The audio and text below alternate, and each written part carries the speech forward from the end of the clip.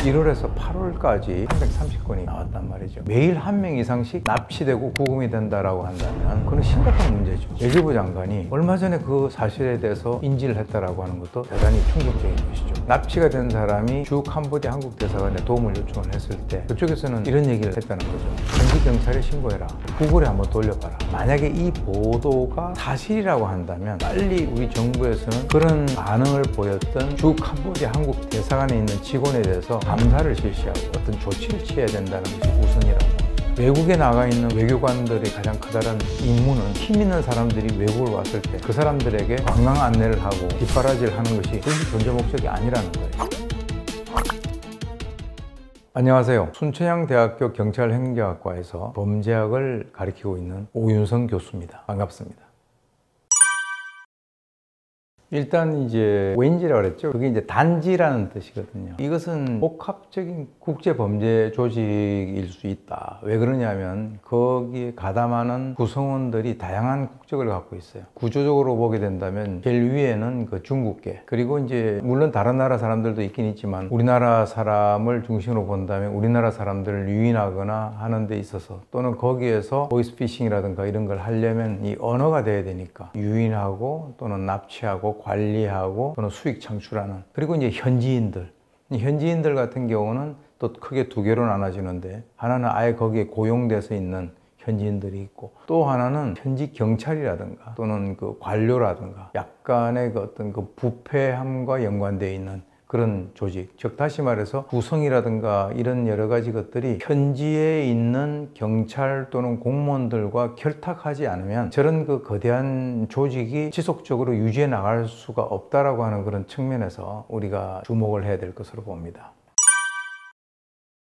사실 우리가 이제 정상적인 사고라든지 이런 그 시각에서 접근을 한다면 한 달에 1,000만 원, 심지어는 2, 3천까지 벌 수 있다라고 하는 것은 상당히 그 비현실적이라고 우리가 볼 수밖에 없죠. 그러나 자기 나름대로는 그런 그 리스크보다는 일종의 내가 이번에 뭔가 성공을 하게 되면 한순간에 목돈을 질 수 있다라고 하는 그런 그 희망적인 그런 바람이 이런 그 비현실적인 선택을 할 수 있게끔 그렇게 만드는 것인데, 우리나라 같은 경우는 특히 이제 최근에 그 청년 실업이라든가 취직이 금방 잘 되지 않는다든가 하는 이런 기간들이 상당히 장기적으로 이어지다 보니까 뭔가 우리나라가 아닌 그 외국에 가서 새로운 그 기회를 잡아야 되겠다라고 하는 그런 욕구, 또 거기에 이제 적절하게 내가 이전에 한번 나가봤는데 나는 이렇게 성공한 경험이 있다 라든가 하는 그런 것과 연관돼서 지속적으로 어떤 업데이트가 올라온단 말이죠. 그랬을 때 이제 해당되는 사람들 같은 경우는 나도 가서 한번 한몫을 잡았으면 하는 그런 어떤 바람. 이번 사건 같은 경우도 경북에 있는 한 대학생이 거기에 이제 유인돼서 결국은 이제 싸늘한 시신으로 발견이 됐지만, 또 사실은 거기에 굉장히 깊숙이 개입을 해서 거기에서 어떤 그 금전적인 이득을 창출하고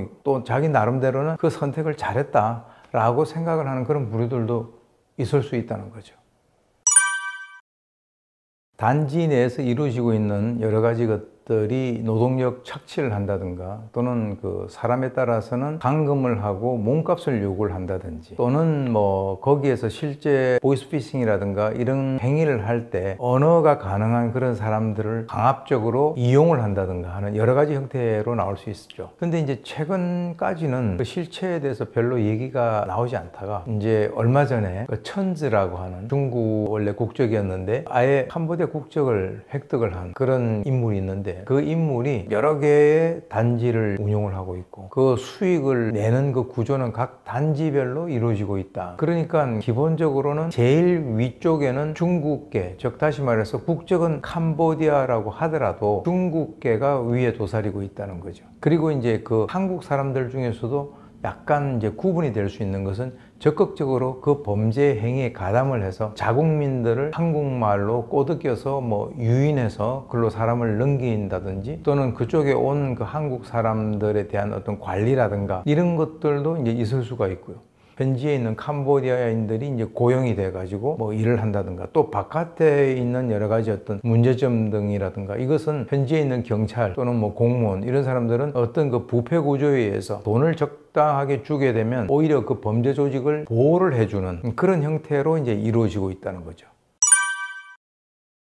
이번 사건을 보면서 과연 정부가 자국민을 보호하려는 그런 의지가 있는지에 대해서 많은 국민들이 의문을 가질 수 있다는 거죠. 사실 작년 12월 말에 모 언론사에서 한국인이 캄보디아에서 납치되는 그 실태에 대해서 심층 보도를 한 적이 있어요. 그 당시에 우리 이제 한국의 여러 가지 어떤 정치 상황이라든가 이런 것들이 굉장히 복잡하게 돌아갔기 때문에 많은 그 국민들의 주목을 끌지 못한 그런 것도 있었겠지만 2022년에 한 10건 정도, 2023년에 한 21건 정도, 그러다가 갑자기 2024년에 221건으로 한 10배 정도가 증가합니다. 사실은 우리가 통계적으로 봤을 때 10배가 증가한다라고 하는 것은 통계에 있어서 엄청난 주목할 만한 변화라고 보는데, 사실 그때도 우리가 판단하기에는 정부가 적절한 조치를 취하지 못했다라고 보는 것이죠. 지금 공식적인 게 금년 1월에서부터 8월 달까지 한 330건이다라고 하는데, 그러면 8개월 동안에 240일 동안에 330건이 발생했다. 적어도 하루에 한 건 이상 또는 2건까지 발생이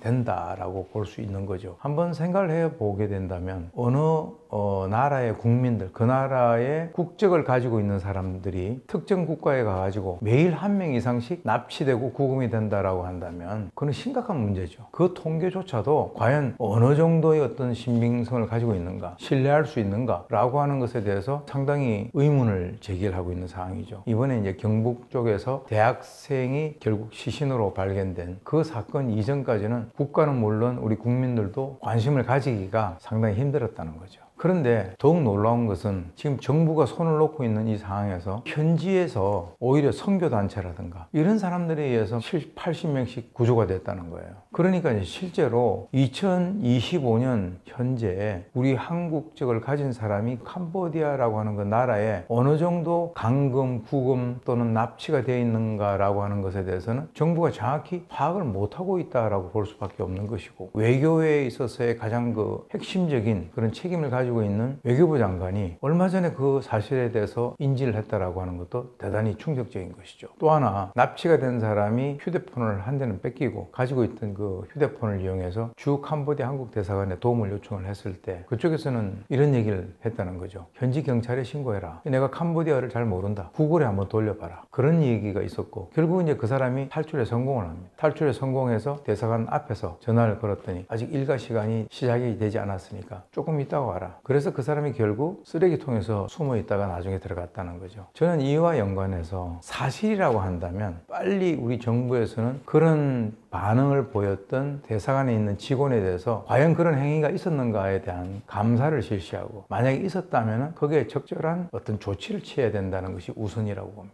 그렇지 않고 대강 그렇게 넘어가는 이런 상황이 된다면 그와 유사한 일들이 앞으로 계속적으로 발생되지 않는다라고 하는 보장이 없는 거예요. 사실 이번에 주 캄보디아 한국 대사관 뿐만 아니라 이전 같은 경우도 탈북민들이 거기 가서 난 한국으로 가고 싶다라고 했는데 당신이 한국에서 세금 냈냐, 그 옛날에 그런 얘기가 나왔잖아요. 이건 있을 수 없는 일이다. 반드시 짚고 넘어가야 할 필요가 있다. 왜냐하면 외국에 나가 있는 그 공간에 외교관들의 가장 커다란 임무는 국회의원들이나 또는 힘 있는 사람들이 외국을 왔을 때 그 사람들에게 관광 안내를 하고 그 사람들에 대한 어떤 뒷바라지를 하는 것이, 그것이 존재 목적이 아니라는 거예요. 철저하게 그 현지에 나가 있는 우리 대한민국 국적을 가진 사람들을 어떻게 하면 본인들이 보호를 할 것인가에 대해서, 그것이 핵심이라는 거죠. 이번에 외교부 차관을 단장으로 해서 국가수사본부장이라든가 중요 보직자들이 캄보디아로 날아가서 여러 가지 어떤 수습을 하는 것을 우리가 보고는 있지만, 방금 지적을 했었던 그런 문제들이 그냥 넘어가서는 결코 안 된다.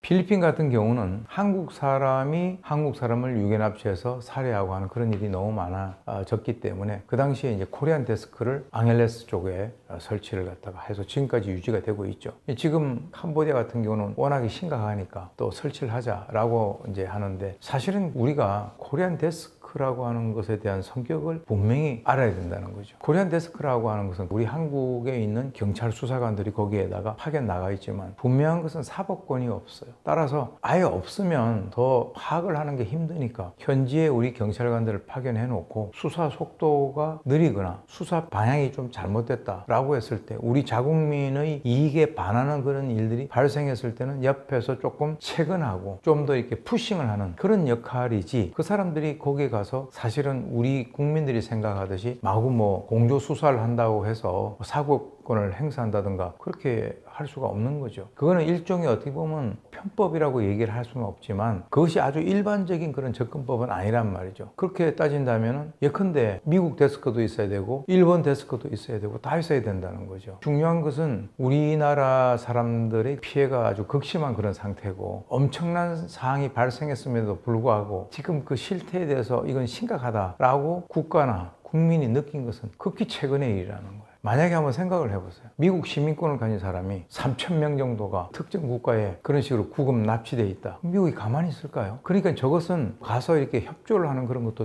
대단히 중요하지만 외교력이라는 것이 중요하다는 거죠. 그 나라의 외교력이 빛을 발할 때만이 그 나라 국적의 국민들이 보호를 받을 수 있다는 거예요. 만약에 저런 일이 계속적으로 발생이 됐다. 작년 12월 달에 르포를 방영하고 난 이후에 캄보디아 현지 경찰이 약간 움직였어요. 지금 또 안 움직이잖아요. 그러면 국가 차원에서 주한 캄보디아 대사를 외교부로 초치를 해서 이거에 대해서 확실하게 하지 않으면 우리도 국가 차원에서 가만히 있지 않겠다라든가 이런 모습들을 우리 국민들은 보고 싶은 거예요. 아니 왜 우리나라가 그래도 뭐 좀 국가의 어떤 위상이라든가 이런 것이 좀 올라갔다라고 생각을 했는데 이런 일이 발생이 되면 우리 국민들이 대부분이 좌절하고 그야말로 현실 자각을 하는 거죠.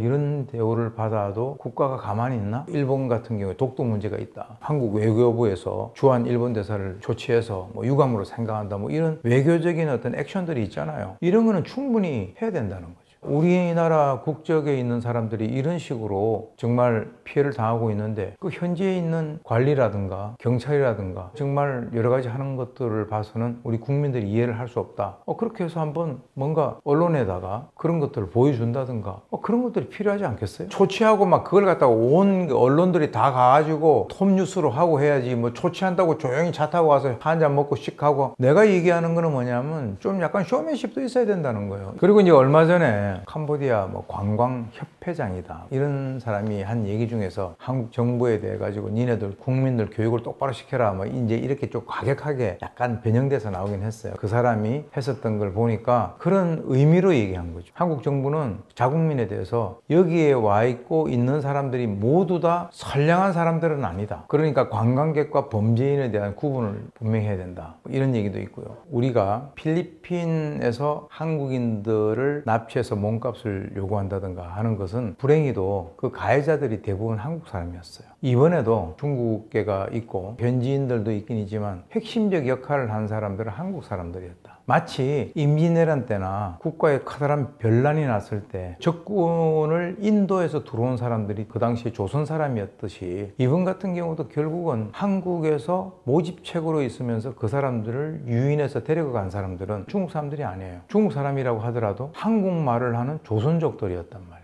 왜냐하면 어떤 사람을 유인하거나 납치하고 꿰거나 하는 거에 있어서 말이 통하지 않으면 그게 굉장히 어렵게 되는 거죠. 상대가 말귀를 알아둬야만 행동을 유도를 할 수 있기 때문에. 또 하나는 우리나라에 있는 관료들이 거기에 갔을 때 거기 있는 사람들 전부 다 우리가 데리고 와야 되겠다라고 했을 때 꽤 많은 사람들은 난 가기 싫다. 왜? 그 사람들은 거기에서 지금 돈을 벌어먹고 사는 사람들이에요. 그러니까 이제 거기에 뭐 교민들이라든가 뭐 이렇게 식당을 한다든가 사업을 하는 이런 사람들 제외하고 적어도 이제 그쪽 근처 언저리에서 노는 사람들 중에서는 정말 자기 의지하고는 상관없이 강제로 납치당했다든가 또는 꼬드김을 당해서 유인을 당했다든가 이런 사람들 제외하고 기존의 시스템 안에 들어가 있는 한국 사람들 중에서는 나는 가기 싫다. 난 여기서 나 지금 뭐 하는 게 있어서 나 안 갈 거야. 과연 이걸 어떻게 할 건가? 한국 국적을 가진 사람은 2025년 11월 1일부로 전부 다 캄보디아를 떠나야 된다. 이렇게 할 수는 또 없는 거잖아. 그런 것을 정부가 잘 생각을 해야 된다.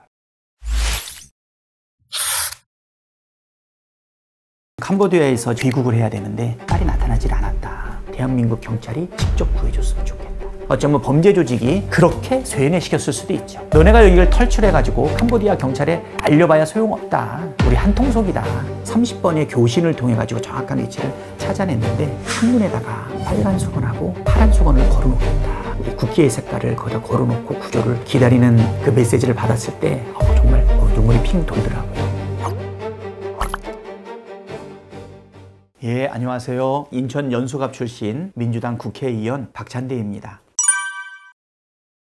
제가 사실은 피해자의 아버지로부터 전화를 받은 게 8월 6일입니다. 딸이 8월 3일 날 캄보디아로부터 귀국을 해야 되는데 딸이 나타나질 않았다. 그러던 중에 딸의 지인으로부터 문자를 받았는데 딸이 캄보디아에 납치 감금되어 있는 상황이고 구조를 기다리고 있다. 어렵게 텔레그램을 통해 가지고서 지인한테 연락을 한 거고, 지인은 그것을 빨리 부모한테 알린 것 같아요. 그래서 그 부모가 경찰서에 연락을 하고 구출 과정에 대한 대응을 기다리고 있었지만, 캄보디아에서 좀 실종 사건이 8월 말까지 330건이나 지금 접수되어 있는 상황 아니겠습니까? 그래서 아무래도 대응이 더디다라는 느낌이 좀 있으니까 평소에 저의 지지자였던 그분이 저한테 아마 급박하게 연락을 한 것 같아요. 8월 6일 5시에 접수를 하고 6시에 바로 외교부, 그 다음에 재외공간, 그리고 정보당국, 경찰청 등 이 부분에 대한 심각성을 알리고 긴급한 구조를 좀 해야 되지 않나, 이렇게 사실 우리가 대응을 했죠. 그래서 첫 번째 건 같은 경우는 8월 달에 구출했던 그 사람을 A라고 지칭을 한다면, A와 A인의 지인 사이에 텔레그램을 통해서 위치를 파악하기 위한 노력들이 쭉 이루어져 왔었고, 그것을 우리하고 공유하는 과정 속에서 A의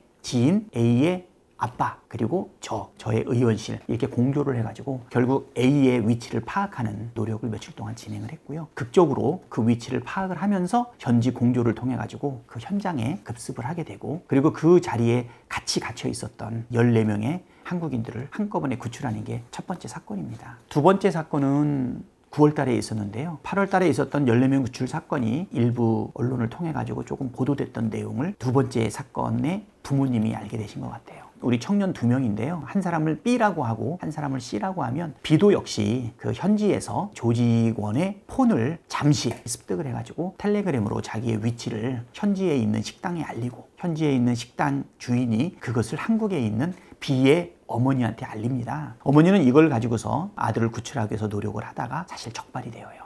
그래가지고 B와 함께 있던 C를 다른 범죄 장소로 옮기게 됩니다. 결국 B와 B의 어머니가 진행하던 일은 실패하고 C와 C의 형이 진행하던 방법을 통해서 사실은 구출을 하게 되는데, B의 어머니와 C의 형이 한국에서 만납니다. 그리고 그 결과를 우리 의원실에 전달을 하게 돼서 하나하나가 좀 약간 극적이었죠. 한 3주에 걸쳐서 30차례 정도의 은밀한 교신을 통해서 B와 C가 잡혀 있고 이동된 그 장소를 확정하게 되고, 그리고 나서 현지 공조 등을 통해 가지고 우리 국가기관과 함께 구출을 하게 되죠. 첫 번째 사례와 두 번째 사례의 피해자가 그 절박한 위험한 순간의 기지와 용기를 발휘해 가지고 구출을 위한 목숨을 건 싸움이 벌어지게 된 거고, 특히 이제 A 같은 경우에는 우리가 위치를 파악하기 위해서 마지막에 점검했던 그 교신 내용이 적발이 되어서 구타, 고문, 굉장히 위급한 상황 중에서 구출해냈거든요. 만약에 하루만 더 늦게 구출이 됐다면 생사가 갈릴 수도 있었던 절박한 상황 아니었나. 그리고 같은 장소에 우리가 잘 알고 있는 22살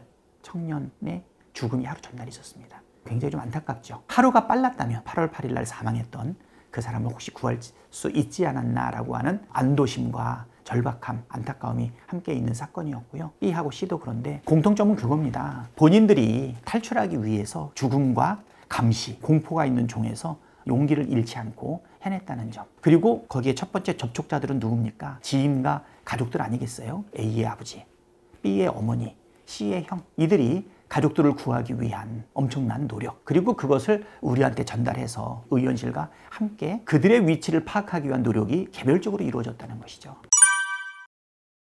현지에서는 요구하고 있는 구출 조건이 굉장히 엄격해요. 감금되어 있는 사진, 감금되어 있는 동영상, 정확한 좌표, 건물과 호실, 그리고 자발적으로 탈출을 원하는지 의사표명. 사실은 실질적으로 구금되어 있고 체포되어 있는 사람들이 그러한 5가지 조건을 만족시켜서 경찰 도움을 받는다는 것은 사실상 불가능하지 않습니까? 이번에 우리 의원실이 함께 관여하면서 이 5가지 요건을 만족시키지는 못했지만 그 중에 하나였던 좌표, 그 다음에 건물과 호실, 절박한 구조 요청, 이 3가지 정도는 우리가 같이 노력해서 해나갔기 때문에 5가지에서 7가지로 늘었다고 하는데 이런 일반적인 상황으로 우리 국민들을 구조하는 데는 상당히 한계가 있다. 2번의 이 노력을 통해 가지고 16명을 구해내기는 했지만 이거는 특별한 경우고 이제는 우리 국민의 생명과 안전을 지키기 위해서 국가적 차원에서 정부의 노력이 필요하다. 최근에는 캄보디아 교민사회의 반응도 되게 중요하지 않습니까? 캄보디아와 대한민국 사이의 외교적 문제,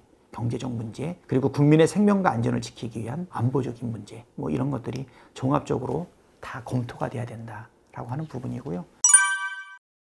지금 우리가 이제 구한 것은 아까도 말씀을 드렸지만 개별적으로 하나하나 8월 달에 하나, 9월 달에 하나가 돼서 개별적 대응을 통해서 특별한 관여를 통해서 이뤄내기는 했는데 그런 방법으로는 이제는 구해내지 못한다는 거에 대해서는 동의하지 않겠습니까? 그래서 이제는 이거를 아까 TF가 이제 해결책을 구체적으로 만들어야 될 텐데 첫 번째는 공직자들이 보다 여기에 깊이 있게 관여해서 할 수 있는 인력과 예산이 보강돼야 되지 않겠나. 우리가 발의했던 영사조력법에도 나오고 있는데요. 재외국민 보호를 위한 영사의 조력 행위가 전에는 신고를 살펴서 사실 구출 여부를 판단을 하는 건데 이미 신고가 330건이 이루어졌지만 사실은 충분하게 구조에 이를 수 있을 만큼 인력이 또는 예산이 투입되어 있지는 못하잖아요. 그래서 재외국민을 보호하기 위한 인력과 장비, 그 다음에 예산이 우선적으로 좀 배치돼야 되지 않나 이런 생각이 좀 들고요. 두 번째로는 구조 신호를 받을 수 있는 창구를 미리 좀 준비해야 되지 않나 이렇게 생각이 됩니다. 기존의 공적인 조직을 통해 가지고는 사실은 신고가 되더라도 적극적인 대응이 이루어지지 못하다 보니까 원내대표 출신인 저희 의원실까지 아니면 직접 저한테 전화까지 하게 되면서 이런 일이 벌어졌기 때문에요. 신호를 받을 수 있는 창구를 열어두는 것이 굉장히 중요하다. 좀 이런 생각이 듭니다. 사례를 하나 말씀을 드리면 두 번째 구조가 될 때는 3주간에 걸쳐서 30번의 교신을 통해 가지고 정확한 위치를 찾아냈는데 거기 보게 되면 창문에다가 빨간 수건하고 파란 수건을 걸어 놓겠다. 그러면서 뭐라고 얘기했냐면 우리나라 국기의 색깔 아니냐 이렇게 얘기를 했는데 우리 태국 문양의 빨간색과 파란색을 국기의 색깔을 거기다 걸어 놓고 구조를 기다리는 그 메시지를 받았을 때 정말 좀 눈물이 핑 돌더라고요.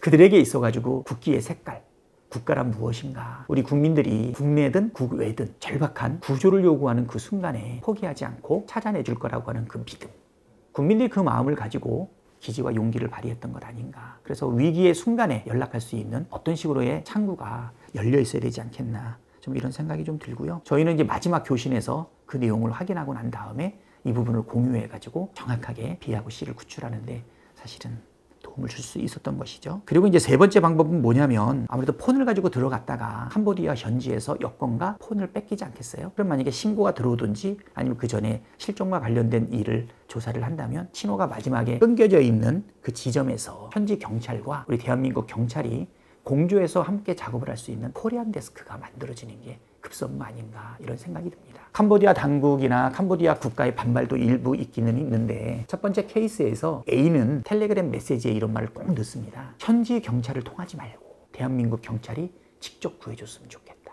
거기에는 아마 현지 경찰에 대한 사실관계 여부와 관계없이 불신이 좀 들어가 있는 것 같아요. 어쩌면 범죄 조직이 그렇게 쇠뇌시켰을 수도 있죠. 너네가 여기를 탈출해가지고 캄보디아 경찰에 알려봐야 소용없다. 우리 한통속이다. 한편이다. 그 사람 여기 와서 우리하고 뭐 히히덕거리는 거 보지 않았냐. 뭐 이렇게 사실은 쇠뇌시켰을 수도 있겠죠. 실제로 유착관계가 있을 수도 있고 지금 캄보디아의 치안, 체계가 한국하고는 많이 다르다라는 것을 전제로 했을 때 반드시 코리안 데스크는 만들어질 필요가 있다. 이렇게 생각이 됩니다. 그래서 현지 경찰과 협조해가지고 통신이라든가 이동 기록에 대한 추적 그리고 실시간 위치를 파악할 수 있는 이런 것들을 어떻게 만들어낼 것인가가 필요하다. 최근에 보도를 통해서 캄보디아 정부의 형태를 보니까 고민하고 있는 것 같아요. 작은 이익에 무관심하다가 거기에 관광 산업 기반 전체가 무너질 가능성이 있지 않습니까? 금융 시스템도 지금 굉장히 흔들리고 있는 중이기 때문에 이 상황에서 분명하게 캄보디아 정부와 우리 대한민국이 이런 국제 범죄 근절하기 위한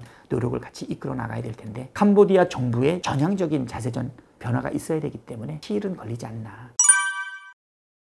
얼마나 절박하면 뭐 그 주장이 나오지 않았나 이런 생각이 들거든요. 군 투입은 그 절박한 목소리는 우리가 충분히 이해하는데 마지막으로 써야 되는 수단 아닌가 이런 생각이 조금은 드는데요. 한편으로 보게 되면 우리 대통령이 국민의 생명과 안전을 지키는데 얼마나 집중하고 있는지를 일부 보여주는 것 같아요. 저는 이번에 8월 달에 14명을 구출하고 나서 9월 중에 재외국민 보호를 위한 영사조력법을 발의하지 않았습니까? 그리고 국무조정실장한테 컨트롤타워 역할을 해달라고 요청을 했어요. 우리 대통령께서 더 세게 나가셨죠. 위성락 국가안보실장으로 하여금 주관하게 만든 것 아니겠습니까? 결국은 캄보디아에서 일어나고 있는 우리 국민들의 실종, 감금, 범죄 가담 또는 피해, 이것이 국가안보와 직결되고 있는 아주 중요한 일이다.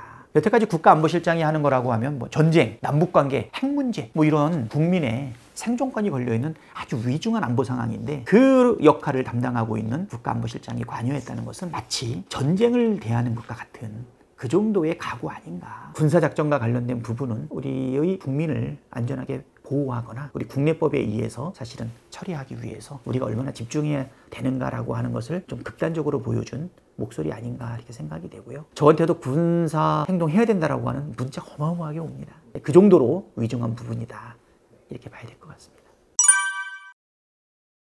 국민들이 아마 이거 납득을 못할 거라고 봅니다. 우리나라가 2차 대전 이후에 사실 독립한 다시 주권을 찾은 국가로서 산업화와 민주화를 유일하게 이뤄낸 나라 아닙니까? 그리고 또 하나가 지원받는 나라에서 지원하는 나라로 바뀌었어요. 결국은 공적 우리 외교의 역할 ODA에 대해서 자부심을 상당히 가지고 있는데, 캄보디아 같은 경우에는 한 1,000억 상당의 ODA 투입 예산이 지금 4천억까지 올라가 있는 상황이거든요. 윤석열 정부 하에서 4배가 증가를 했습니다. 근데 그 기간에 작년에 220건, 올해 330건으로 급격하게 늘어나고 있었던 것이죠. 그거에 대해서 우리 국민들이 어떻게 이해할 수 있겠나. 결국은 캄보디아의 사실은 공적 개발을 위해서 정말 혈세가 들어가고 있는데, 우리나라 국민의 생명과 안전은 전혀 보호받지 못하고 현지에서 벌어지고 있는 국제 범죄에 대해 가지고 또 관용적이거나 방치하거나 아니면 개입한 거 아니냐라고 하는 의심이 들 수가 있겠죠. 이런 부분들에 대해 가지고 분명하게 국민적 의혹을 해소할 수 있는 ODA 체계 전반에 대해서 검토할 필요가 있다. 그리고 최근에 우리가 질의를 했던 내용을 보게 되니까 한 사건 같은 경우에는 한 달 전에 50억짜리 사업이 불비해가지고 불용 처리됐는데, 동일한 사업이 그 다음 달에 1,300억이 증액된 내용을 한번 살폈고요. 너무나 의아해서 관련 자료 요청을 했더니 관련 공적 자료가 없다고 답변을 받았거든요. 이 내용에 심각한 결함이 있는 것 아닌가, 좀 이런 의혹들도 같이 있기 때문에 이런 부분들을 우리가 면밀하게 살펴야 될 것 같습니다. 물론 한편으로는 ODA라든가 외교의 외형적 성과에만 집중했던 것 아닌가, 아무리 좋게 보더라도 그런 생각이 하나 들고요. 특히 ODA가 진행되는 동안에 현장 감시라든가 정보 파악 기능이 부재했던 것 같다. 그 다음에 세 번째는 외교를 겉으로 보이는 성과 위주로만 진행했던 것 아닌가. 다행히 지금은 이재명 대통령께서 지시하고 난 이후에 국가안보실장 주도의 TF가 구성이 되고, 만약에 해결책이 나오게 된다면 그러면 이제 상시 조직으로 우리 국민의 생명과 안전을 지키는 것이 잘 병행될 수 있도록 되지 않을까 생각이 되고요. 이제는 윤석열 정부에서 일어났던 이 ODA가 그 순수한 고유 목적을 달성하기 위해서 진행된 것인지, 아니면 어떤 사적 이익을 추구하는 도구로 전락했던 것은 아닌지 좀 면밀히 검토해 봐야 될 것 같습니다. 이번에 이제 64명의 우리 국민들을 한꺼번에 송환하는 과정 속에서 다른 의견도 좀 있었죠. 무슨 정치적인 쇼를 하는 것 아니냐. 또 일부는 아니 그들은 범죄자들인데 범죄자들을 그렇게 데려오는 것이 맞느냐라고 하는 의견도 있지만, 저는 이번에 이 정부의 판단은 신속하고 맞는 결정이었다, 이런 생각이 됩니다. 그 64명 중에 대부분이 피의자라 하더라도 우리 국민 아니겠습니까? 외국에 계속 방치해서 그들이 또 다른 범죄 조직으로 유입이 되고, 그 결과 계속 국내의 우리 국민들을 대상으로 하는 범죄에 계속적으로 관여하거나 우리 국민들이 범죄에 노출될 수 있는 여지는 막아야 되겠죠. 그리고 또 하나, 그들은 우리 국민이기 때문에 우리 국내법의 범위 안에서 판단되고 처리돼야 된다 이렇게 생각이 됩니다. 결국은 이제 정치의 역할은 국민들의 그 절박한 요구를 결국은 제도의 언어로 바꾸는 일 아닌가 이렇게 생각이 됩니다. 그래서 국민의 생명을 적극적으로 보호하는 체계를 국가가 완비해야 된다. 이건 어떻게 보면 처음 겪어보는 일 아니겠어요? 하지만 올해 갑자기 발생한 일은 아니거든요. ODA 증가하는 그 기간에 작년에 220회, 올해 330회가 사실은 신고가 들어오지 않았습니까? 이 부분에 대해서 국민의 생명과 안전에 이상 신호가 있다는 것을 우리가 감지하고 이것을 체계적으로 대응할 수 있는 그런 부분을 만들었어야 되겠죠. 언제까지 이전 정부와 현 정부를 나누어서 책임 공방을 할 일은 아니지만, 이재명 정부가 적극적으로 국가안보실장이 주관한 TF, 그래서 거기서 나오는 해결책을 기초로 해서 시스템을 만들어 나가야 되지 않을까 이렇게 생각이 되고요. 결국 일회성 대안이 아니라 국가 표준으로 만들어서 이런 부분에 대해서 대응해야 된다, 지금 이렇게 생각됩니다. 특히 지금 범죄는 국경을 넘어가지고 움직이고 있지 않습니까? 이것을 대한민국 경계 안에서만 대응할 수는 없다. 분명한 국가 표준을 만들어낼 필요가 있다, 이렇게 생각이 됩니다.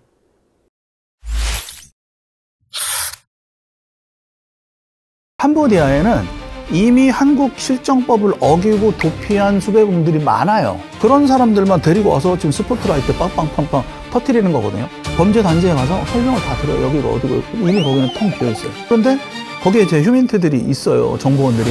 탐정님 1000명이 아니에요 그러는 거예요. 그런데 이거에 대한 핵심은 올라가면 중국 조직이에요.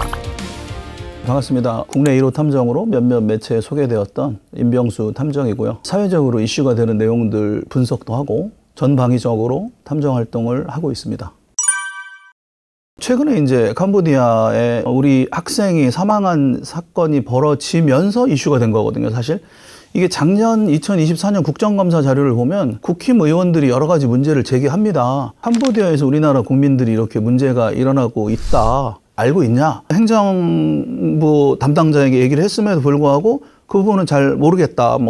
내지는 이제 알았다. 그런 느낌으로 계속 가다가 이제서야 이제 사망 사건이 일어나니까 부랴부랴 지금 이렇게 하고 있는 거거든요. 근데 핵심은 모든 로드샵이나 가게, 건물주, 상점 주인들은 전부 다 중국인들이에요. 거의 한 70~80% 이상이. 왜 그러냐? 중국에는 1대1로 정책이라는 게 정말 오래된 정책이라는 게 있는데 중국 주변의 국가들에 대한 어떤 확장 정책을 하는 거예요. 그래서 캄보디아의 항구, 공항, 고속도로를 전부 다 중국인이 해준 거예요. 중국인의 자본과 중국인의 노동으로 그렇게 만들어요. 캄보디아라는 나라가 훈센이라는 그 총리가 독재를 지금 2대째 하고 있거든요. 40년째. 중국인들의 자본이나 이런 확장, 1대1로 정책을 분명히 반대하는 여론도 있을 거라고 생각을 해요. 그런데 야당 정치인들은 대부분 청부살인 당하거나 망명을 했거나 그렇기 때문에 중국의 자본이 자연스럽게 들어온 거고 친중 정부로 갈 수밖에 없었던 세월인 거예요. 그래서 이 캄보디아 정책 안에서의 모든 인프라나 자본이나 이런 것들은 중국인에게 좋게 이렇게 해왔다라는 게 이제 양적인 부분인 거고, 이제 음적인 부분을 말씀드리면 이게 지금 최근 사태하고 연관이 되는 건데 2015년에서 19년 정도로 제가 알고 있는데 중국 내에서 범죄 관련된 대규모 소탕을 해요. 그러니까 중국 안에 있는 범죄 조직들이 불법 카지노나 인신매매나 장기적출이나 이러한 불법적인 행위를 하던 사람들이 전부 다 동남아시아로 내려갑니다. 그래서 중국 자본이 들어와서 인프라를 만들어 놓은 상태에서 중국의 어떤 그런 불법 자금들, 검은 돈들, 범죄로 인한 그러한 행위들로 인한 이득들이 캄보디아 안에서 만들어진 카지노라든지 리조트, 호텔 그런 사업들이 이루어진 거죠. 근데 이렇게 진행하다가 코로나가 터지니까 호텔, 불법 카지노, 리조트, 호텔 이런 사업들이 되게 힘들어지겠죠. 힘들어지니까 중국 범죄 조직이 이제 온라인으로 진화를 해나가는 거예요. 그러니까 처음에는 중국에서 중국인 상대로 온라인 사기를 벌입니다. 범죄 행위가 발각이 되면 엄청난 처벌을 당하는 거예요. 그래서 한국이나 일본이나 호주나 미국이나 이런 사람들을 상대로 전방위적인 범죄 행위가 코로나를 기점으로 확산이 된 거예요. 이게 우리나라 같은 경우에는 2022년, 2023년도까지만 해도 한 해에 13명, 17명 정도였거든요. 캄보디아에 갔는데 실종된 사람이. 그런데 2024년도에 220명으로 올라가죠. 이거는 엄청난 큰 이슈가 생겼다라는 거거든요. 2024년도에. 그리고 올해는 지금 8월 달까지만 330명이라고 하는데 그 이후에는 경찰에서는 550명이다. 국정원에서는 1000명이다. 이렇게 얘기를 해요. 그런데 거기에 제 휴민트들이 있어요. 정보원들이. 탐정님, 1000명이 아니에요. 그러는 거예요. 우리가 볼 때 피해자만 생각하죠. 그게 아니라는 거예요. 실종이 돼서 들어간 분들 말고 캄보디아에는 이미 한국 실정법을 어기고 도피한 수배범들이 많아요. 필리핀이나 동남아시아는 비자가 없어도 그냥 쉽게 들어갈 수 있다라는 거죠. 그래서 기존에 한국의 실정법을 어겨서 캄보디아에 들어가서 음적인 생활을 조용히 하고 있는 사람들, 여행사 가이드나 이런 업무, 한국인들이 운영하는 그런 업무를 통해서 원래 캄보디아에서 일을 하고 있는 사람들, 한국계 회사 캄보디아 지사에서 그냥 직장 생활을 하던 사람들, 이 사람들은 전부 다 납치된 게 아니에요. 그리고 여기서 뭔가 꼬임을 당해서 간 것도 아니죠. 근데 그 사람들이 거주를 하다가 카지노의 맛을 들입니다. 불법 카지노에. 그 카지노가 호텔이나 리조트 안에 있겠죠. 그러면 하다가 돈이 이제 떨어지면 자주 가니까 중국 갱들이나 중국 사람들하고 친해진단 말이에요. 그럼 중국인들이 내가 돈을 좀 빌려줄게. 이율은 10%야 괜찮아? 그럼 그 돈을 쓰는 거예요. 그래서 쓰는 순간 이제 꼭두각시가 되는 겁니다. 돈을 뭐 갚지 못하거나 장기간 못 갚는 사람, 우리 사채업자들이 끌고 가듯이 계속 가면 지금 범죄단지와 같은 빌리지로 연결이 된다는 거예요. 그래서 그런 범죄단지 안에는 호텔도 있고 카지노도 있고 뭐 이발소도 있고 식당도 있고 이런 얘기들 진술이 지금 언론에서 나오지 않습니까? 그런 개념인 거예요. 카지노나 이런 걸로 잘못 엮여서 범죄 조직에 들어간 거죠. 한국에서 실종된 인원에는 당연히 포함이 안 된다니까요. 이런 루트. 또 한 가지는 인접국가 베트남이나 라오스나 태국에서 납치당해서 끌려간 사람들, 이런 사람들까지 다 합치면 최소 10,000명이라는 거예요. 근데 그 사람들이 아까 말씀드린 대로 완전한 피해자가 아니고 자발적 피해자도 있고, 거기에서는 자기가 실정법을 이미 한국에서 어겼기 때문에 한국에 들어갈 거 생각 안 하고 나는 여기서 그냥 하겠다.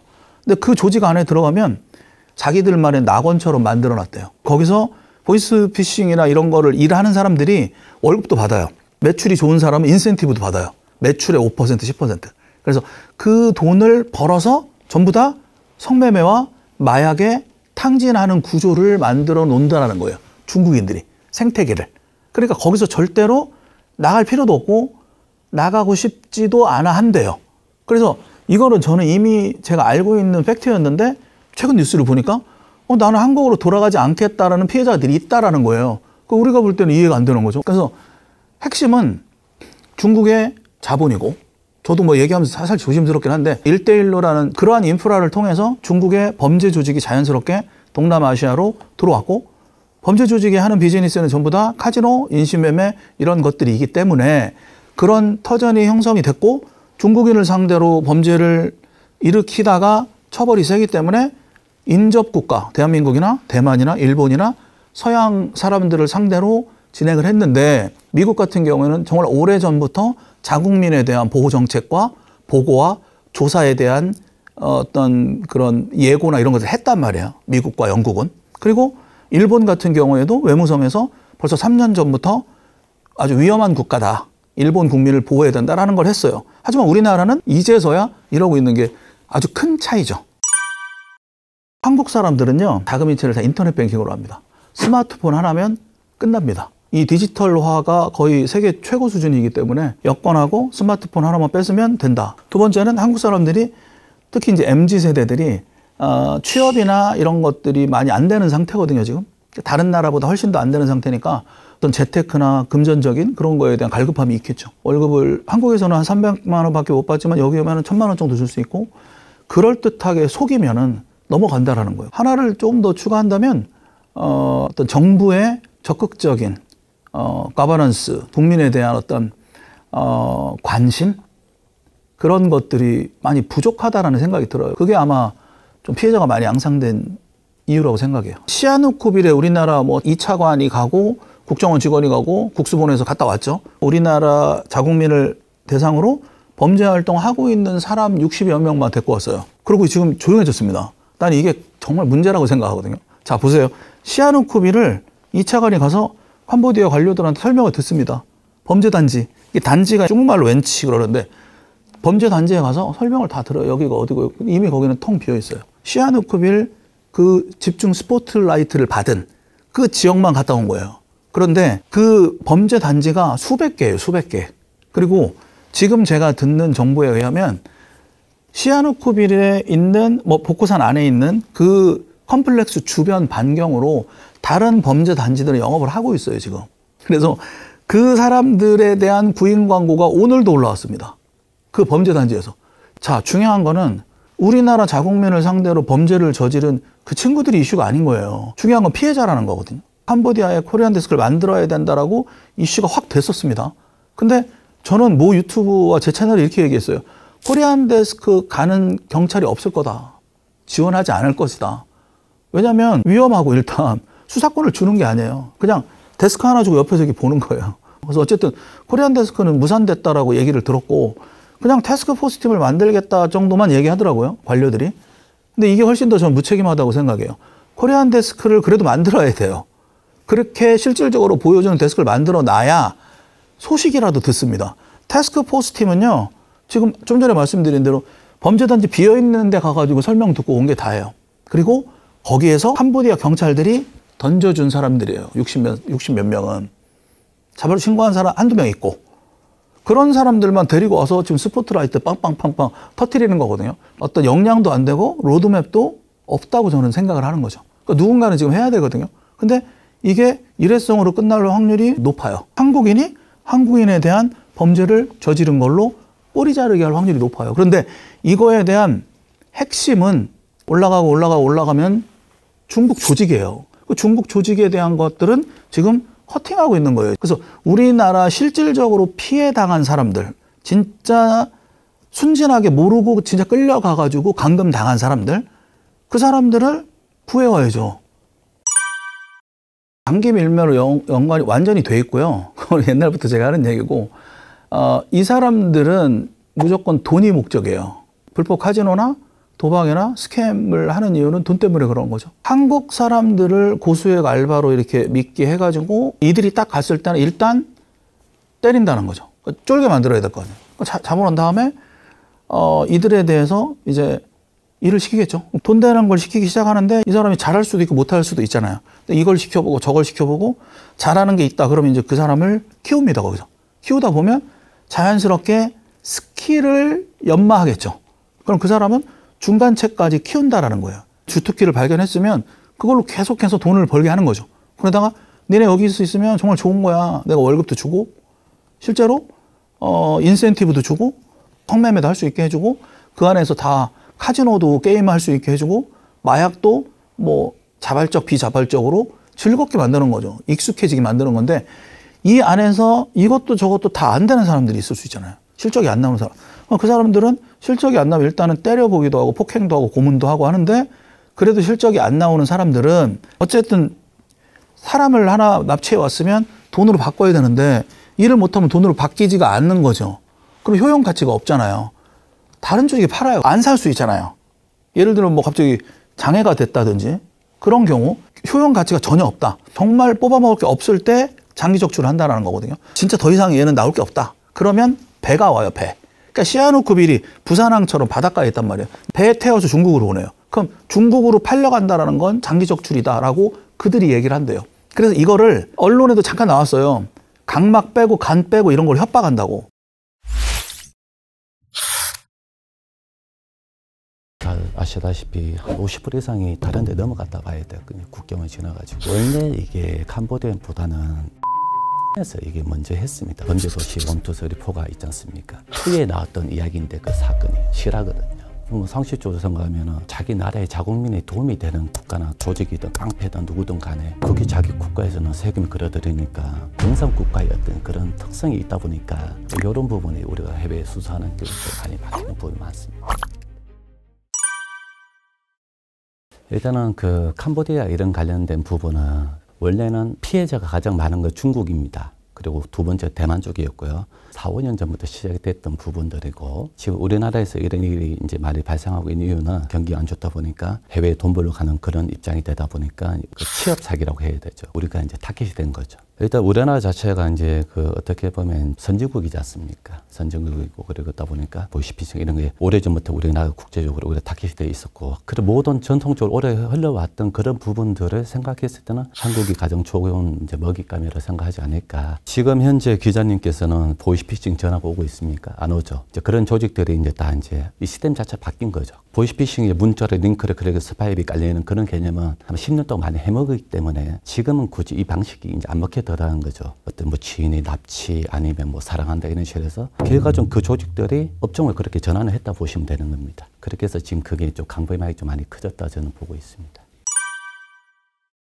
우리나라 이제 입장에서는 우리는 아시다시피 GDP가 높지 않습니까? 그런 후진국에 있는 그런 조직들은 다 그런 건 아니지만은 얽히고 썩힌 게 되게 많아요. 해외에는 마약이 많이 흔하지 않습니까? 그 마약이라는 게 따지면 보시피시 밀항하는 사람들, 그런 깡패들, 이런 조폭들 이런 거 다 같이 연계가 다 돼 있습니다. 실제 캄보디아는 원래 사설 그 도박 사이트에 아바타 배팅이라 해서 한국인들이 돈을 입금하면 대리 배팅을 해주는 그거로 유명한 곳이거든요. 캄보디아 정부에서 카지노에 라이브 촬영한 걸 허가를 해준 겁니다. 그래서 이제 그 한국인들이 많이 넘어갔어요. 사서 도박으로 돈을 많이 버니까. 뭐 상식적으로 생각하면은 자기 나라의 자국민에 도움이 되는 그런 국가나 조직이든 깡패든 누구든 간에 그게 자기 국가에서는 세금이 끌어들이니까 이런 그 자기 나라에 그 관련된 공산국가의 어떤 그런 특성이 있다 보니까 뭐 예를 들어서 어느 나라를 말씀하자면 뭐 태국, 미얀마, 필리핀, 뭐 캄보디아 이런 쪽에 있는 나라들은 우리 같이 뭐 잘 사는 선진국의 나라의 그런 경찰하고 협조는 잘 안 한다고 저는 보고 있습니다. 그래서 아마 그런 부분이 그렇지 않을까 싶네요. 저희가 최근에 한 3명 정도 이제 그 캄보디아 관련돼서 이제 상담한 건이 있습니다. 언제 출국했는지는 부모님이 경찰을 도우면서 알 수가 있거든요. 며칠 출국했고, 그러면 입국 날짜 시간이 있을 거 아닙니까? 그런 DB 데이터를 추적해가지고 우리가 이제 우리의 그 라인이 있습니다. 그 친구들한테 우리가 소재 파악을 먼저 요청합니다. 그럼 보통 빠른 2주 길면 한 달 정도 걸리거든요. 들어가서 소재 파악이 되면은 제가 그에 대한 사진을 보내주겠죠. 어린이한테. 부모님 같이 들어갈 때도 있고, 아니면 우리 여기서 3명 정도 들어가요. 아니면 들어가서 거기에 있는 우리 한국 애들을 우리가 같이 다닙니다. 이제 만나서 이제 이야기를 하고, 그리고 공항에 들어가서 같이 동방 한국 입국을 합니다. 인천공항에서 이제 상봉하면서 이제 성공 보수를 봤는데, 그런 조사 라인에 대해서 말씀드리기가 되게 좀 조심스러운 부분이 많습니다. 우리가 20몇 년 이 일을 하면서 각국이 다 저희 요원들이 다 깔려 있어요. 그리고 우리 이제 라인이 다 깔려 있겠죠. 실제로 이제 이런 업무를 하다 보면은 일단 소재 파악이 이제 좀 빨리 안 되는 부분들이 이제 어린이들은 이제 답답해 하시는 거고, 저희도 답답하고, 한 지역에만 있는 게 아니고 예를 들어 서울, 대전, 대구, 부산에 있는 것처럼. 그러면 서울부터 파악하다 보면 없으면 대전에 가야 되고, 뭐 이런 부분들이 우리가 이제 여러 점이 많은 거죠. 아시다시피 한 50% 이상이 다른 데 넘어갔다 봐야 돼요. 국경을 지나가지고. 원래 이게 캄보디아보다는 태국, 필리핀에서 이게 먼저 했습니다. 원래 이런 거를. 지금 뭐 듣기로 뭐 미얀마, 라오스 간다는 얘기인데, 지금 캄보디아하고 들어갔는데 우리가 거기 없고 지금 한 태국 건너갔다지 하면 또 태국에 가서 추적해야 돼. 태국이 또 우리 요원들 추적해야 되고 이런 개념이거든요. 이런 부분이 우리가 해외에 수사하는 곳에 많이 박히는 부분이 많습니다. 제가 맡은 사건은 아닌데, 우리가 이제 범죄도시 1, 2, 3, 4가 있지 않습니까? 2에 나왔던 이야기인데 그 내용에 대해서 알고 계십니까, 혹시요? 그거에 대해서 아시는 분이 많지는 않을 겁니다. 그게 2012년도 사건이고, 빠찡코 업계 대부 정덕진 씨라고 업계를 나란히 같이 하신 워크힐 카지노 그 회장님 계십니다. 그 회장님의 아들 이야기입니다. 그 사건이 실화거든요. 그 회장님께서 약 12억 정도 되는 돈을 국제탐정한테 돈을 주고 사건을 의뢰를 했습니다. 그리고 이제 그 회장님께서 직접 발벗고 나서 가지고 통화 내역서를 이제 피해자 그 내역을 추려고 경찰이 그거를 가지고 걔들을 잡은 거죠. 우리가 지금 예를 처져 있는 건 뭐 만 원, 뭐 얼마 있지만 한 달에 채 받는 돈이 200원 받지 않습니까? 못 받아도. 그럼 그 나라에 한 달 번 거기 50이거든요. 상식적으로 생각하면 돼요. 50만 원 주는 국가에서 내가 거기서 1000만 원 준다? 그럼 그 돈으로 따지면 그 1억이라는 돈인데 말이 앞뒤 맞지 않다는 거죠. 차라리 미국 가는데 미국에서 1000만 원 번 거 준다든지, 우리보다 훨씬 더 좋은 나라에서 그러면 이해가 되지만, 훨씬 더 지금 후진국의 나라에서 한 달에 1000원 준다, 2000원 준다고 그걸 믿고 간다는 자체가 일단은 생각을 버리셔야 된다고 저는 보고 있습니다. 그리고 아시다시피 뭐 같은 국내에서도 사기가 있지만은, 국내에는 그래도 경찰이라는 큰 조직들이 잘 돼 있지 않습니까? 그런데 해외에서 아는 분들이, 지인들이 이렇게 오라고 할 때는 그냥 3번, 4번 두둑을 봐야 된다는 거죠. 1인 1호텔, 한식 하루 2끼를 제공한다. 5시만 근무하고 초저녁을 준다고 합니다. 사건이 불거졌음에도 불구하고 베트남, 라오스, 태국에서는 계속 수많은 사람들을 모집하고 있습니다. 어떤 범죄 조직들이 캄보디아로 대한민국 청년들을 보낼까 제가 추적을 하게 되었습니다. 물류센터 많잖아요. 보름같이 생활하면서 그만둔다 얘기를 하는 거예요. 친하게 지냈는데 밥 한 끼 사고 싶다. 한우 고기를 사줬대 하는 거예요. 지금 내가 좀 변화가 왔다. 통장 대여하는 일이 있다. 수입이 괜찮다. 설마 오지 마라, 또 달래, 완전히 혹할 수밖에 없는 유혹을 그렇게 합니다. 안녕하십니까. 저는 전직 강력 형사였고 지금은 범죄 사건 분석 등을 하고 있는 깡철중이라고 합니다. 여러분 반갑습니다. 제가 그 가출인 실종자 찾는 일을 하다 보니까 외국도 자주 나갑니다. 제가 접촉했던 수많은 캄보디아인들의 삶은 정말 순수하고 평화스러웠다. 대한민국의 1960대 후반 또는 70대 초반의 그런 모습의 삶을 살고 있더라고요. 2010년도, 2013년도 캄보디아 해안가를 중심으로 중국 자본이 들어오면서 도로 건설, 수많은 빌딩, 항만 건설, 상업시설이 들어서면서부터 카지노가 들어옵니다. 물론 가장 큰 고객은 중국입니다. 거기 온라인이 있고 오프라인이 있는데요. 카지노 사업이 원래는 필리핀에 있었어요. 필리핀의 그 규제가 강화되다 보니까 캄보디아로 전부 다 옮기게 된 겁니다. 수많은 그 범죄 조직이 캄보디아 항만, 시아누크빌 주변에 산업화, 호텔, 카지노 사업이 들어서다 보니까 거기에 범죄 조직이 올 수밖에 없는데요. 온라인 카지노로 중국인 도박 유저 상대로 수많은 돈을 벌어들이는 것이죠. 그런데 코로나 터지면서 이 산업이 싹 다 무너집니다. 자, 그런데 이미 벌써 컴퓨터 시설이 다 돼 있어요. 그럼 인력도 돼 있어. 도저히 안 되겠다. 카지노 수입이 막히다 보니까 보이스피싱으로 전환이 된 것이죠. 그래서 이때부터 이 범죄가 더 크게 번지기 시작했고요. 정부에서는 1000명, 2000명 얘기하고 있는데요. 제가 파악한 인원수는 한 15,000명 되지 않을까 예상하고 있습니다.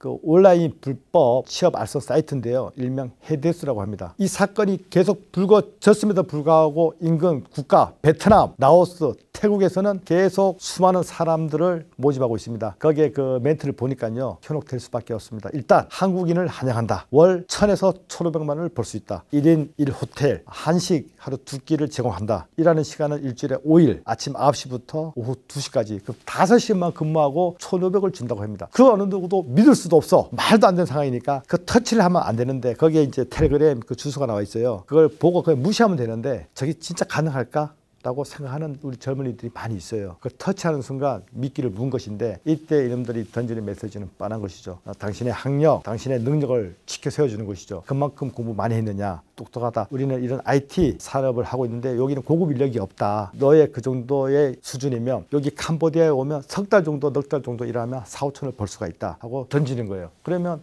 이 학생들은 저게 말이 안 되지만 상대방이 나를 지켜 세워줘. 또 비행기 티켓도 공짜야. 그럼 넘어갈 수밖에 없다니까. 설마 오지 마라. 또 달래. 아이 그러지 말라고. 거기 캄보디아에서 일어난 사건은 나쁜 쓰레기 놈들하고 오히려 그 놈들을 막 까부셔요. 정말로. 제가 실제 통화도 해봤어요. 여성 시켜서 완전히 혹할 수밖에 없고 미혹을 그렇게 합니다. 그러다 보니까 우리 학생들이 거기에 살짝 넘어가지 않았나. 한국의 그 학생들이 처해 있는 현실을 너무나 잘 아는 거죠. 사실 국내에 어떤 범죄 조직들이 캄보디아로 대한민국 청년들을 보낼까 분명히 그 조직 있을 것이다 해갖고 제가 추적을 하게 되었습니다. 제가 그 알고 있는 여성분이에요. 중국 사람인데요. 저랑 어느 정도 인간관계가 있는 사람인데 그 지인하고 돈 부분이 왔다 갔다 하는 거예요. 500, 700, 심지어는 1200만 원도 왔다 갔다 하는 거예요. 그때 제가 이제 물어본 것이죠. 그 돈 없는 애가 어디서 돈이 저리 생겨서 외제차를 끌고 다니고 그때 지인이 얘기하는 것은 아마 제가 일자리가 없어서 불법을 하지 않나 그런 얘기를 저한테 살짝 비치더라고요. 그 불법이 뭐지? 하고 물어봤더니 통장 얘기를 하더라고요. 제가 이놈이 분명히 모집책이라고 판단이 돼서 조사하게 되었죠. 물론 제가 직접적으로 하게 되면 이 친구가 튕겨져 나갈 것 같아서 이 지인을 통해서 접근을 하게 되었던 것입니다. 물류센터 많잖아요. 거기에 가서 일당을 받고 일을 해요. 예를 들어서 뭐 김포에 있다. 옆에 있는 사람들하고 안면을 트고 얘기를 하게 되는 것이죠. 워낙 일이 고되다 보니까 잠깐 커피 마실 시간 말고는 얘기할 시간이 별로 없었는데 한 일주일이나 보름 같이 생활하면서 그만둔다 얘기를 하는 거예요. 그 사이에 우리가 그래도 친하게 지냈는데 밥 한 끼 사고 싶다. 한우 고기를 사줬대 하는 거예요. 그러면 같이 일하던 그 한국인 젊은 학생은 입장이 같은 처지인데 얘가 갑자기 이런 고기를 사주니까 뭔 돈으로 고기를 사주느냐 하고 사람이 궁금해할 수밖에 없거든. 그때 이제 던진 거지. 실은 내가 좀 변화가 왔다. 약간 불법적인 일인데 통장 대여하는 일이 있다. 큰 죄는 아닌데 수입이 괜찮다. 나는 불법인지 알면서도 이런 일을 한다 하고 던지는 거예요. 그러면 그걸 막상 들은 그 친구 입장에서는 도대체 얼마 버는지 궁금할 수밖에 없거든. 야, 뭐 통장 잠깐 빌려주면 한 달에 한 150만 원, 많게는 200을 준다. 뭐라고? 200을 준다고? 일회성에 그치는 것이 아니다. 매달 150에서 200을 준다. 사실 그 혹할 수밖에 없거든요. 이때 이제 이놈이 마지막 미끼를 던지는 거죠. 혹시나 통장 대여를 해서 문제가 생길 경우 어느 정도 벌금이 나올 수 있는데 그 비용도 대신해 준다. 열심히 일하다가 몸도 지쳐 있는데 또 빚이 있거나 좀 힘든 친구들 많잖아요. 그 유혹에 넘어갈 수밖에 없는 거죠. 한 명 모집책을 했던 거죠. 사실 이놈도 그 모집책으로서 그 조직으로부터 매달 그 수수료를 받는 거예요. 이런 책이다 보니까 이놈 입장에서도 수많은 그 학생들한테 어떻게 보면 입질이라고 하는데 유혹의 손길을 뻗치는 거죠.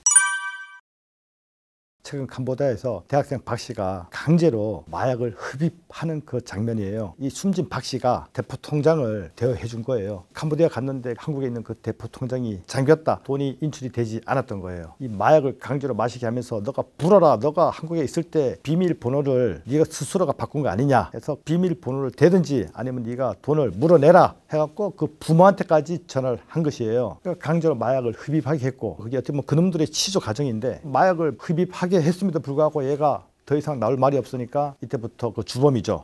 리강호입니다. 온갖 욕설로 주먹으로 때리고 발로 걷어차고 몽둥이로 패고 그 고문이 얼마나 심했으면 뼈 조각이 보일 정도로 갑니다. 그래서 결국 쓸모없게 되자 보코산 단지 주변에 있는 다른 조직한테 한국 돈 한 1,000만 원 정도에 팔아넘긴 것이죠. 그 과정에서 그 박 씨가 차 안에서 숨지게 되면서 이 사건이 어떻게 보면 수면 위로 올라오게 된 것이라고 저는 보거든요. 박 씨 죽음으로 인해서 과연 한국에 모집책이 누가 있는가 경찰에서는 수사에 돌입을 했어요. 그때 이 제보한 사람이 일반 개인이거든요. 마약 영상과 리강호에 대한 실체가 좀 밝혀졌고 개인이 경찰한테도 모집책 이적사항을 저는 일러준 것으로 알고 있습니다.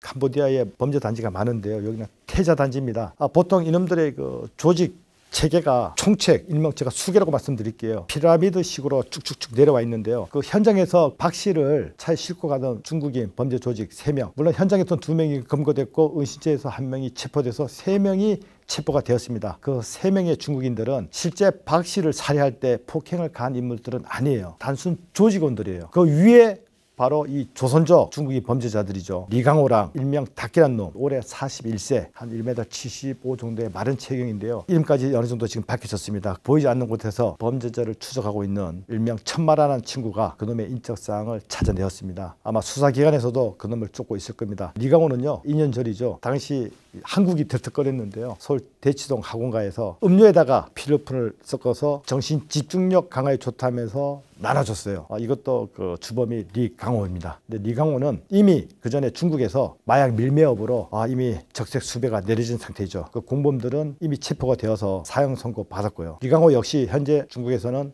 적세 수배 인물입니다. 자, 이런 조직 체계인데요. 이 체계 메뉴의 수계는 바로 하이종이라고 그 중국인인데요. 초등학교도 나오지 못하고 13세 그때부터 중국에서 보이스피싱을 했다고 합니다. 아주 어린 나이죠. 현재 26살인데요. 캄보디아 온 지는 얼마 안 됐어요. 다른 지역에서 다른 나라에서 범죄를 저질렀는데 보이스피싱으로 벌어들인 금액이 한 1,400억 정도 되지 않나. 이 어린 나이에 돈이 그렇게 많다 보니까 그놈 말을 들을 수밖에 없는 것이죠. 현재 도주 중인 것으로 알고 있습니다.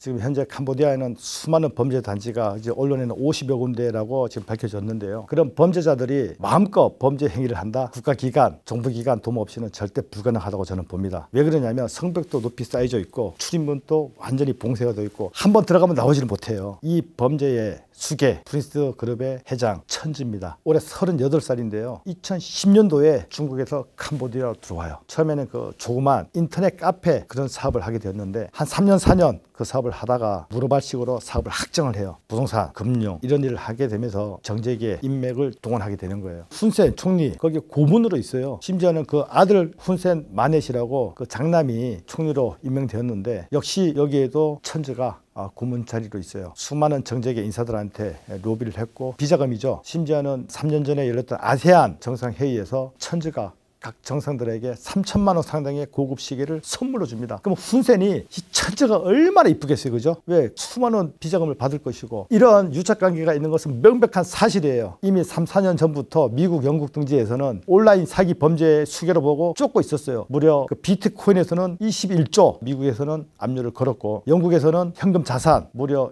2,500억 동결시켜버렸어요. 천지가 캄보디아 내에 지금 밝혀진 것만 해도 10여 개의 범죄 단지를 이끌고 있는 수계인데 총리 옆에 천지가 있어요. 누가 봐도 유착관계를 다 생각할 수밖에 없습니다. 밑에 있는 경찰총장, 또 그 밑에 있는 지휘관, 또 하물며 말단 직원들 위에서도 다 해먹고 있는데 우리가 단속을 나가더라도 다 수습을 시키는데 뻔한 사실 아니에요. 그러니까 단속이 절대 이루어지지 않는 것이죠. 현재 있는 그 캄보디아 경찰의 봉급이 한국 돈으로 한 35에서 한 55만 원 정도 합니다. 물론 직급에 따라 틀려요. 이 범죄 단지에서 경찰들한테 한 달에 이 범죄 보호비 명목으로 주는 금액이 4,000달러에서 5,000달러를 준다고 해요. 그러면 1년치 봉급이나 같습니다. 범죄 단지 내에 있던 있던 그 수많은 피해자들이 경찰에 신고를 하게 되면 경찰은 안 오고 이 중국인 총책들이 부른다고 하잖아요. 불러서 너 이 새끼 왜 신고해갖고 머리 아프게 하면서 막 둘러패고 잠잘 때도 수갑을 양발 다 채우고 일주일 동안 밥도 제대로 주지 않고 감금된 피해자들은 제대로 된 신고조차 못하고 억압에 눌려서 보이스피싱 범죄에 대해서 계속 할 수밖에 없는 것이죠. 제가 물론 지금 단편적으로 한 예를 말씀드렸는데요. 우리 그 한국 정부 대응팀에서 너무 문제가 있다 해서 캄보디아를 갔어요. 제가 그 새벽 시간에 문자 하나를 제가 받았는데 영문으로 돼 있습니다. 직역을 해보니까 오늘 우리 그 캄보디아 경찰이 한 3,000명 정도 모였다. 시아누크빌 범죄 단지를 급습할 예정이니까 알아서 준비해라. 형식적인 단속이 아니라 완전한 급습 작전이다. 이 영문을 받은 그 중국인이 몇 번을 물어요. 진짜냐? 진짜냐? 그 문자를 발송한 캄보디아 경찰이 마지막에 예스 딱 놓습니다. 2시간 정도 지났습니다. 제가 그 문자를 보고 한 2시간 정도 지나서 실시간 그 캄보디아 상황을 봤는데요. 시아누크빌에 있는 수많은 범죄 단지에서 진짜 수만 명이 몰려 나와요. 수백 대의 버스와 승합차들, 거기는 범죄 조직들, 또 아무것도 모르고 그 어떻게 보면 피해자들이죠. 서로 엉킨 상태에서 차를 타고 어디로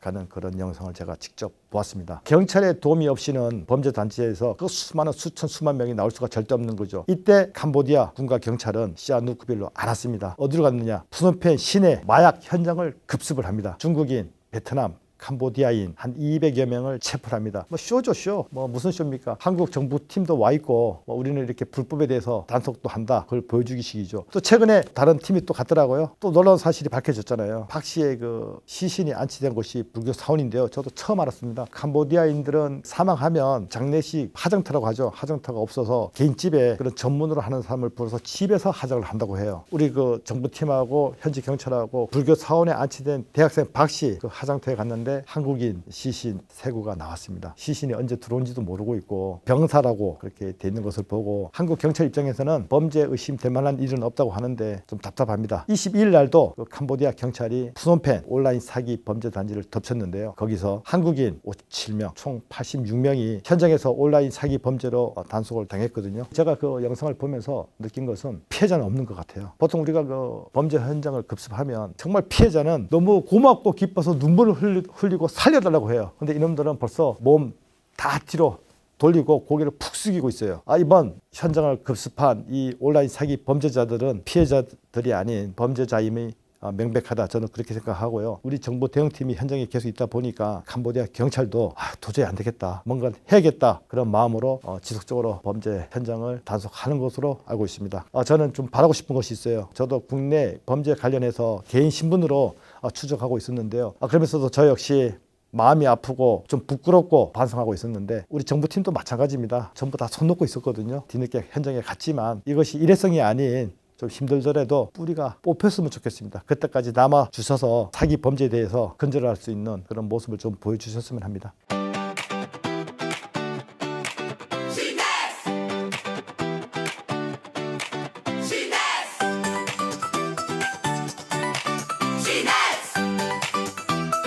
당신을 깨우는 지식